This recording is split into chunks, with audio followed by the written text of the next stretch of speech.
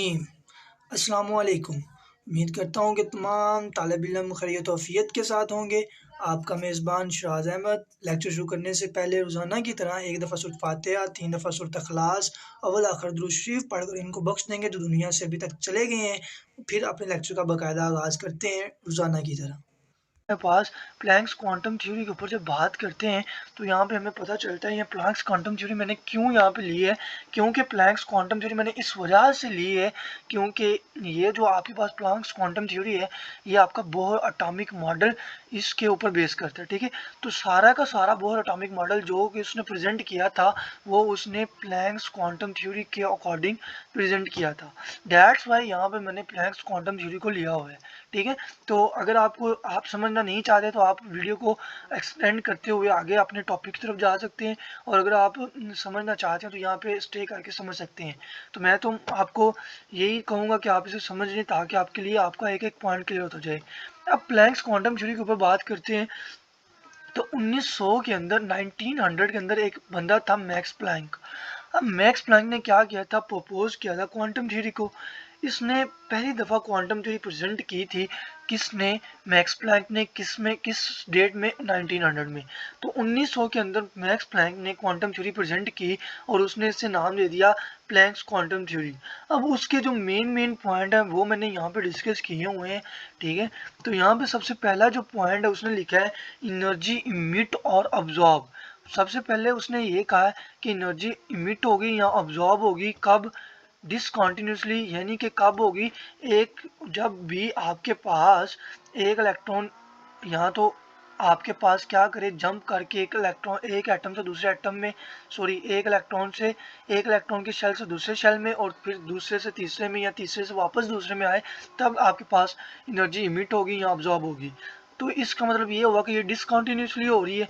दूसरे नंबर पे इन the form of wave, तो ये वेव की सूरत में होती है और हर वेव पैकेट को आप क्या कहते हो? क्वांटम। अब यहाँ पे आपकी बुक के ऊपर जो लिखा हुआ है, यहाँ पे नीचे एक नीला बॉक्स दिया हुआ है, ब्लू बॉक्स के अंदर उन्होंने लिखा हुआ है कि जो क्वांटम है that's a very small amount of energy. ये क्या है? आपके पास बहुत कम एनर्जी की अमाउंट है क्वांटम। ठीक है, तो यहाँ पे आपकी बुक के ऊपर बस इतना ही लिखा हुआ है। अब मैक्स प्लांक के मैक्स प्लांक के बारे में आपको मैं लिख के दिखा देता हूँ। ये इसकी मैक्स प्लांक की जो हिस्ट्री है, ये कब पैदा हुआ था? 18, यहाँ पे मैं आपको बता रहा हूँ कि ये कब पैदा हुआ है। ये आपके पास तकरीबन हुआ पैदा जी 1858 में। ठीक है, 1858 में ये पैदा हुआ है और ये इसकी वफात 1947 के अंदर हुई है। ठीक है जी, इस तरह से इसने 19 इसका कलर चेंज कर लेते हैं ताकि लेक्चर के मुताबिक हो जाए। अब यहाँ पे 1858 में ये पैदा होता है और 1947 में ये इंतकाल करता है। 1900 के अंदर इसने क्या किया था? 1900 के अंदर इसने मैक्स प्लांक ने प्रपोज किया था क्वांटम थ्योरी को और इसकी बेस के ऊपर इसे जो नोबेल प्राइज़ मिला है वो 1918 के अंदर इसे नोबेल प्राइज़ मिला है। ठीक है, तो इस 1918 के अंदर इसने नोबेल प्राइज़ को वॉन किया था। अब यहाँ पे इसका जो मेन टॉपिक का जो मतलब इसकी डेफिनेशन थी वो यही थी कि एनर्जी इमिटेड और absorb discontinuously in the form of wave packet and each wave packet called the quantum. तो यहाँ पे मैं उम्मीद करता हूँ कि इसकी जो मैंने यहाँ पे डिस्कस किया वो आपको समझ आ गया होगा। क्वांटम थ्योरी क्या थी वो उसके ऊपर हमने बात की। अब मजीद मैंने एक और पॉइंट यहाँ पे लिखा हुआ है, the quantum of energy is called photon. तो यहाँ पे आपके पास एक और नाम उसने दिया है उस एनर्जी को, ये क्वांटम था। और इस क्वांटम मैंने पहले बात की, क्वांटम आप क्या कहते हो? The small amount of energy को। तो जो सबसे कम एनर्जी होगी उसे आप कहते हो क्वांटम। तो यहाँ पे इसने कहा क्या है कि इसने कहा है the quantum of energy is called the photon. तो फोटोन को आप क्या कहते हो? Quantum of energy. ठीक है, तो यहाँ पे एक और मैंने इक्वेशन लिखी हुई है, E is equal H C over lambda. तो यहाँ पे मैंने बताता जाता हूँ, ई जो आपके पास है वो एनर्जी है, एच आपके पास प्लैंक्स कांस्टेंट है और सी आपके पास लाइट है। तो वेलोसिटी ऑफ लाइट है, यहाँ पे मैं लिख भी देता हूँ। यहाँ पे क्या है जी? ई आपके पास, यहाँ पे लिखते हैं जी, ई आपके पास क्या है? ई आपके पास एनर्जी है। ठीक है, और उसके बाद जो आपके पास यहाँ पे एच है, एच आपके पास क्या है? प्लैंक्स कांस्टेंट है। ठीक है, प्लैंक्स कांस्टेंट है। ठीक है, प्लैंक्स कांस्टेंट। और दूसरे नंबर पे यहाँ पे प्लैंक्स कांस्टेंट है, और दूसरे नंबर पे यहाँ पे मैंने लिखा हुआ है c। तो जो आपके पास c है वो आपके पास क्या है, वेलोसिटी ऑफ लाइट। तो वेलोसिटी ऑफ लाइट यानी कि आपके पास आएगी वेलोसिटी ऑफ लाइट, और उसके बाद लास्ट पे आ रहा है लेमिडा। तो लेमिडा यानी कि आपके पास जो होता है लेमडा जो आपके पास होता है वो क्या होता है, आपको पता है कि वो आपके पास वेवलेंथ होती है। तो ये मतलब ये आपके पास सारी बातें यहाँ पे मैंने डिस्कस कर दी हैं, ठीक है। तो इस तरह हम बात कर रहे थे प्लैंक्स कांस्टेंट की और वेलोसिटी की हमने बात की। यहाँ पे वेलोसिटी ऑफ लाइट को हम प्रेजेंट करते हैं किसके साथ, c के साथ, और उसके अलावा हम यहाँ पे प्रेजेंट करते हैं जो हमारे पास होता है लेमडा। उस लेमडा को हम प्रेजेंट करने के लिए यहाँ पे, सॉरी आपको नज़र नहीं आ रहा, मैं यहाँ पे, अब आपको नज़र आ रहा होगा।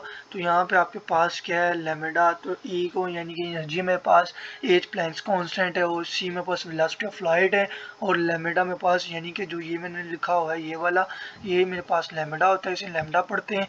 तो ये लेमडा जो होता है मेरे पास ये वाला, ये जो लेमडा है इसे आप क्या करते हो, इस लेमडा को आप वेवलेंथ कहते हो। तो ये आपने फिजिक्स की बुक के अंदर भी पढ़ा होगा। तो आप नीचे इसकी जो H है, इसकी प्लैंक्स कांस्टेंट है, इसकी वैल्यू मैंने लिखी हुई है 6.625 मल्टीप्लाई 10⁻34 जूल पर सेकंड। तो ये मैंने साइंसी तरकीब में लिखा हुआ है, ठीक है, साइंसी मेथड में लिखा हुआ है, ठीक है।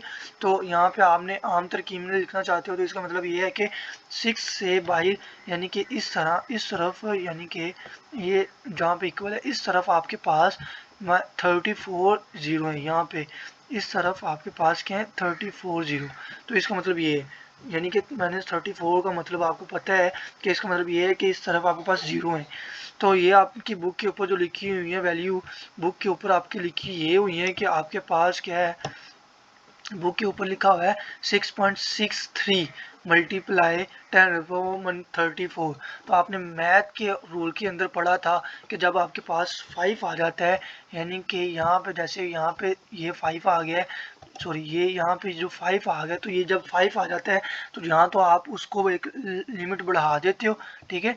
तो आपकी बुक के ऊपर आपने देखा होगा कि आपकी बुक के ऊपर 6.63 लिखा होगा, 6.635 नहीं लिखा होगा। तो वो अगर आप इस तरह से लिखना चाहते हैं तो आप इस तरह से लिख सकते हैं, और अगर आप उस तरह से लिखना चाहते हैं तो आप उस तरह से लिख सकते हैं। तो यहाँ पर मैंने आपको प्लैंक्स क्वांटम थ्योरी के बारे में बता दिया। अब मजीद इसके बारे में, इसकी इक्वेशन मैंने ये जो लिखी है, ये इक्वल HC और लैम्डा, ये किस तरह से डिराइव हुई, तो ये इंशाल्लाह मेरा लेक्चर दूसरा भी पढ़ा हुआ है, या आप इंशाल्लाह FS लेवल में भी जाके सीख लोगे। और यहाँ पे अब इन 1900 मैक्स प्लैंक, ये मैं दोबारा रिपीट कर रहा हूँ, तो एनर्जी उसके मुताबिक कब इमिट होती है, जब आपके पास एक इलेक्ट्रॉन जंप करता है, और यहाँ पे बस उसने यही बताया डिसकंटिन्यूसली होती है। और उसके बाद उसने कहा कि वेव पैकेट जो होते हैं उसे क्वांटम कहते हैं। क्वांटम को आप क्वांटम ऑफ एनर्जी को फोटोन के जरिए भी प्रेजेंट करते हो।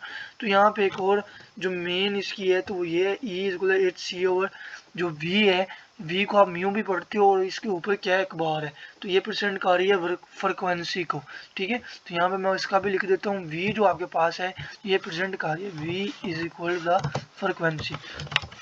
तो ये आपके पास किसको प्रेजेंट कर रही है, फ्रिक्वेंसी को। इस तरीके के साथ ये सारा मामला क्रिएट हुए हैं, और ये इस तरह से आपके पास बने हुए हैं, ठीक है जी। तो V आपको प्रेजेंट करिए फ्रिक्वेंसी को, H आपके पास प्लैंक्स कांस्टेंट है, और C आपके पास C आपके पास क्या है, वेलोसिटी ऑफ लाइट, और E आपके पास एनर्जी है। तो इस तरह से आपने इसे मेंटेन किया हुआ है प्लैंक्स क्वांटम थ्योरी को। अगर आप इसकी डेरिवेशन समझना चाहते हैं तो मेरा यहाँ पे लेक्चर पढ़ा हुआ है डिस्क्रिप्शन के अंदर, आप वहाँ से ले सकते हैं, ठीक है जी। तो ये जो आपके पास C मतलब ये किस तरह से E=hc ओवर लैम्डा, यहाँ पे E=hc V बोर कैसे आया है, अगर आप ये जानना चाहते हो तो आप मेरा डिस्क्रिप्शन में लेक्चर पढ़ा हुआ है, आप वहाँ से स्टडी कर सकते हैं, ठीक है, आप वहाँ से देख सकते हैं। अब